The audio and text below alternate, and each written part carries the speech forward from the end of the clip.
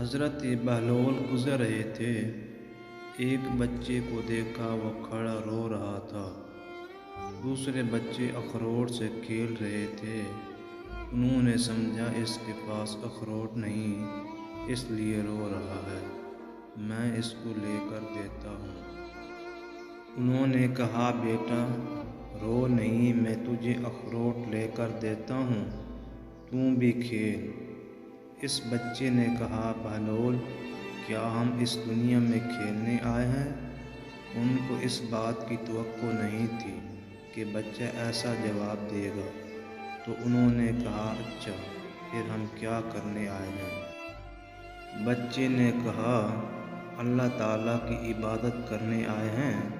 انہوں نے کہا، بچے ابھی تو تم بہت چھوٹے ہو، تمہارے نیم کی یہ چیز نہیں، ابھی تو تمہارا اس منزل میں آنے میں ابھی بہت وقت پڑا ہے۔ تو انہوں نے کہا، اے بہلول مجھے دھوکہ نہ دے۔ میں نے اپنی ماں کو دیکھا ہے، وہ صبح جب آگ جلاتی ہے تو پہلے چھوٹی لکڑیوں سے جلاتی ہے اور پھر بعد میں بڑی لکڑیاں رکھتی ہے۔ اس لیے مجھے ڈر ہے کہیں دوزخ مجھ سے نہ جلائی جائے اور میرے اوپر بڑوں کو نہ ڈالا جائے۔ یہ سن کر حضرت بہلول بے ہوش ہو کر گر گئے۔